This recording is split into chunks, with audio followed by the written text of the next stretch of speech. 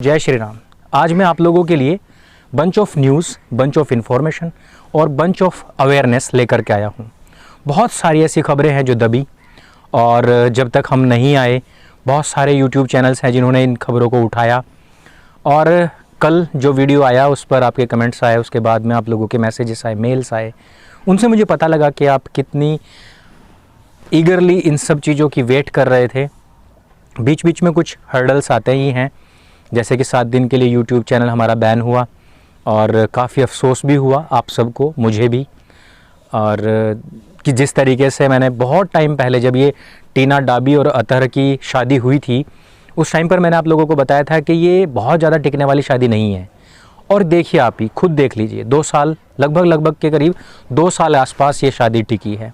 उसके बाद में दोनों ने ही अर्जी डाल दी है कि भैया हमें नहीं रहना है और हमें तलाक लेना है।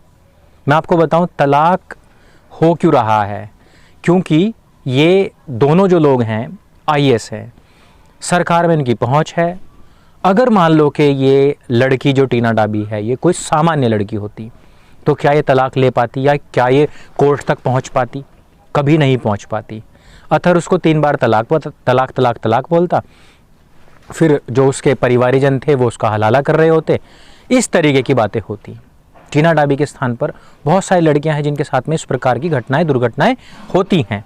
पढ़ी लिखी थी, इतने पहुंच वाली है, इस वजह से बख्शी गई है।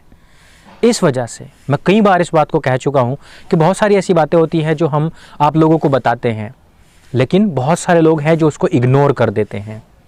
आप देखिए, मैंने कब कहा था कि राष्ट्रवाद जो है वो इस्लाम में हराम है, क्योंकि उसमें उम्मा का कॉन्सेप्ट है, सिर्फ और सिर्फ उम्मा का कॉन्सेप्ट है।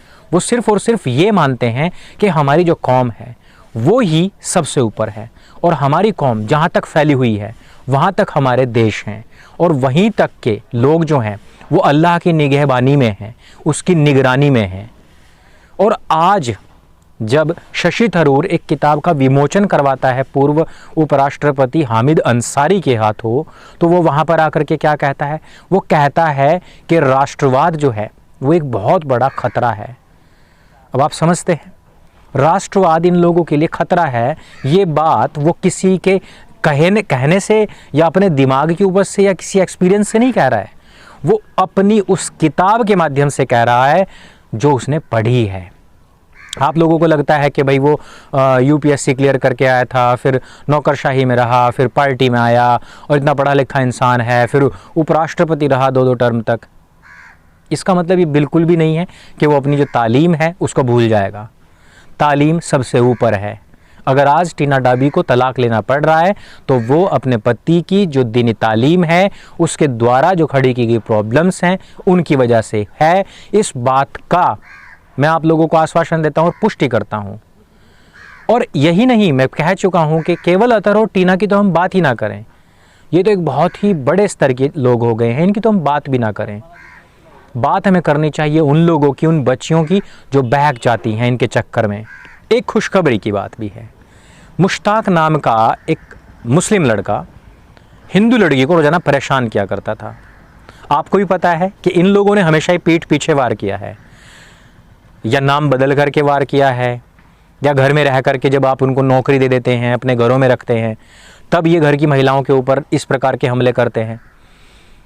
मुश्ताक ने गोलू की बहन को इसी प्रकार से परेशान करना शुरू कर दिया, और गोलू ने कुल्हाड़ी उठाई और वो सीधे पहुंच गया, और सीधे जा कर के उसका काम तमाम करने के बाद में सीधा पुलिस थाने पहुंच गया। न वो नेपाल भागा, न वो सऊदी भागा, न पाकिस्तान भागने की उसने कोशिश की, और मुश्ताक को इस प्रकार से हूरगति प्राप्त हुई।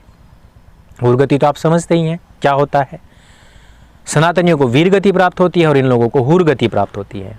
इस प्रकार से आज के समय में ऐसे उदाहरण प्रस्तुत करते हैं लोग, ताकि इन सरीखे जितने भी लोग हैं, मुश्ताक सरीखे जो लोग हैं, जो आसिफ सरीखे लोग हैं, इन लोगों को कुछ शर्म आए, इन लोगों के अंदर कुछ डर बैठे। क्योंकि कानून को तो आपने देख ही लिया है, कानून के बारे में मैं क्या ही बात करूं। और उस पोस्ट में लिखा है बढ़ावा देने के लिए, यानी कि अगर एक हिंदू लड़की मुसलमान लड़के से शादी कर लेगी तो उनको 50,000 रुपये पारितोषिक मिलेगा, इनाम मिलेगा। जहां एक तरफ पूरी भारतवर्ष की जो हिंदू समाज और यहाँ की जो लड़कियाँ हैं, महिलाएं हैं, वो त्रस्त हैं इस बात से, लव जिहाद से, उनका पीछा किए जाने से, छेड़खानी से, उनको जलाए जाने से, उनके साथ में दुष्कर्म किए जाने से। जहाँ वो एक तरफ परेशान हैं, वहाँ उत्तराखंड की पूर्ण बहुमत की सरकार के अंतर्गत आने वाले एक व्यक्ति ने इस तरीके का नोटिस भी निकाल दिया। अब आप समझिए कि स्थिति क्या है। उत्तराखंड को हम देवभूमि कहते हैं, और देवभूमि जहाँ हमारे सारे पवित्र स्थान हैं, वो तो भला हो कि तुरंत यह जो बात थी वो सीएम के संज्ञान में पहुंची और उन्होंने तुरंत कहा कि इस प्रकार के किसी भी खत की, किसी भी ऐसे लेटर की या घोषणा की आवश्यकता नहीं है, बल्कि इसकी जांच होनी चाहिए। क्योंकि इस समय पर उत्तर प्रदेश के अंदर, हरियाणा के अंदर, जो कि उत्तराखंड से मिलते जुलते ही राज्य हैं, इन सब में इस प्रकार की बात चल रही है कि हम लव जिहाद के खिलाफ कड़े से कड़ा कानून बनाएंगे। अब आप देखिए कि सेक्युलरिज्म का स्तर किस कदर हमारे जो नौकरशाह हैं या जो हमारे राजनीतिक लोग हैं, उन लोगों की रगों में किस कदर उतरा हुआ है। ये लोग भारत में खास तौर पर हिंदू लड़कियों को टारगेट करने वाली फिल्मों को प्रोत्साहन देते हैं। मंदिरों के अंदर जहाँ पर घंटे घड़ियाल बजते हैं, आरतियाँ होती हैं, वहाँ पर मुस्लिम लड़के के साथ चुंबन के सीन दिखाए जाते हैं। आश्रम जैसी सीरीज बना करके हिंदुओं के जो साधु संत हैं उनको बहुत एक्सट्रीमली बदनाम करने का प्रयास किया जाता है। और दूसरी तरफ एक जामा मस्जिद का जो इमाम है, जिसके ऊपर 60 के आसपास केस हैं, उसकी कोई खैर खबर भी नहीं लेता है। तो जहाँ पर पूरा जो हमारा सिस्टम है, जो हमारी कार्यपालिका है, हमारी न्यायपालिका कहिए, हमारे फिर ये जो राजनीतिक सिस्टम कहिए, ये सारे के सारे ही जो कहते हैं हर डाल पर उल्लू बैठा है, तो इस पेड़ का या फिर इस पूरे के पूरे बगीचे का रखवाला कौन होगा, कौन इसको बचाएगा। तो इसको बचाने हेतु किसी को बाहर से आने की आवश्यकता नहीं है, इसको बचाने हेतु किसी को अवतार लेने की आवश्यकता नहीं है, क्योंकि अवतार आएगा भी नहीं। और अवतार आए भी तो क्या हम उनको ये छोटे छोटे काम में लगाएंगे, ये गंदगी मिटाओ, वो गंदगी मिटाओ। यदि अवतार आएंगे तो उनके आने से पहले हम ये गंदगी साफ करें, ताकि अवतार आए तो उनको तलवार ना उठानी पड़े, उनको बैठाएं, उनके दर्शन करें, उनके विराट स्वरूप के दर्शन हेतु प्रार्थना करें, उपासना करें, ज्ञान ध्यान की बातें सीखें। ना कि ये जो छोटे छोटे काम है इसके लिए हमें भगवान को बुलाना पड़ेगा क्या? ये तो हमारा ही काम है। जब ये उत्पात, ये हिंसा, ये दुष्कर्म, ये लड़कियों को उठाना मलेच्छ जो निम्नतम कोटि के इंसान हैं वो कर सकते हैं, तो देवों की, ऋषियों की जो संतान है, जो महापुरुषों की, शूरवीरों की संतान है, जो राम और कृष्ण की संतान है, जो बजरंग बली के भक्त हैं, वो इनका सफाया नहीं कर सकते क्या? आराम से कर सकते हैं। एक साधारण मनुष्य भी जो होता है वो कीड़े मकोड़ों को ऐसे ही मसल देता है। तो वीर पुरुषों की, योद्धाओं की जो संतानें हैं वो आज गिड़गिड़ाएं, ये शोभा नहीं देता है। बहुत सारे विषय हैं, लेकिन इस समय पर मैं एक ऐसे वातावरण के अंदर हूँ कि जहाँ पर मैं उग्रता के साथ नहीं बोल सकता, क्योंकि इस वातावरण के साथ में बहुत ही नाइंसाफ़ी होगी, मेरे साथ नाइंसाफ़ी होगी, क्योंकि मैं एक लंबे समय से यहाँ पर हूँ और मैं ज़ोर से बोलने का अगर प्रयास भी करूँगा तो मेरे खुद के सर में दर्द हो जाएगा। इतनी शांति यहाँ पर है। वापस आते हैं, बहुत सारे विषय होंगे, उन सबको लेंगे।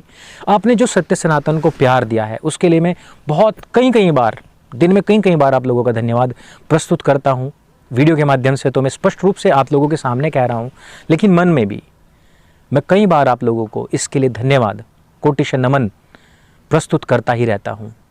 इस प्लेटफॉर्म को अपना प्लेटफॉर्म समझें, इसको जन जन तक पहुँचाइए और हमारे टेलीग्राम ग्रुप से जुड़िए, ट्विटर से जुड़िए, इंस्टा से जुड़िए, यूट्यूब के दोनों चैनल से जुड़िए। आपका बहुत बहुत बहुत धन्यवाद। मेरे संग बोले सत्य सनातन वैदिक धर्म की जय। जय हिंद, वंदे मातरम।